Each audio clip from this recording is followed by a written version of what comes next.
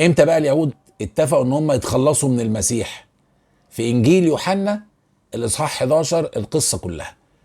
ربنا ايد المسيح بمعجزه احياء الموتى زي ما القران بيقول. طب خليك في انجيل يوحنا. المسيح عليه السلام رفع عينه للسماء وقال اشكرك يا رب انك استجبت لي في احياء اليعازر من الموت. يعني هو ما احياهوش من نفسه، لما دعا لربنا فربنا استجاب ليه، وقال له انا عارف ان انت دايما بتستجيب لي، بس انا بشكرك بصوت عالي عشان الجمع اللي واقف ده يؤمن اني انا مؤيد من عندك وانك انت ارسلتني، فيؤمنوا ان انا رسول جاي من عند الله. وبالفعل كانت النتيجة ان اليهود اللي كانوا واقفين امنوا ان هو رسول مؤيد من عند الله بمعجزة احياء الموتى. طيب زي ايليا زي موسى زي إليشع، ما الفكرة بالنسبة لهم مش جديدة، موضوع احياء الموتى ده خاص بالانبياء.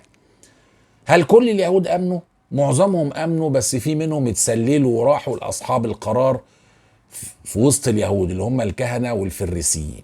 لما حكوا لهم الحادثة قالوا بعدين، عملوا اجتماع، وبعدين في الراجل ده هيعمل آيات كثيرة، الناس كلها هتؤمن بيه، احنا عارفين ان هو نبي، الناس كلها هتؤمن بيه، وهيقلب الرومانيين علينا ييجوا يهدموا بيت المقدس ويهدموا المملكة اليهودية كلها اللي احنا بنحاول نقومها. لازم نتخلص منه.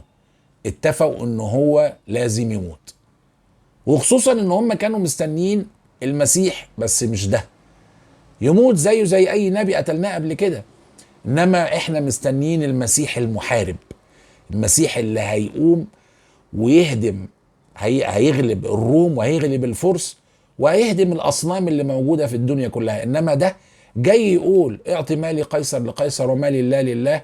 انا جاي اقول لكم صلوا واستنوا المسيح المحارب.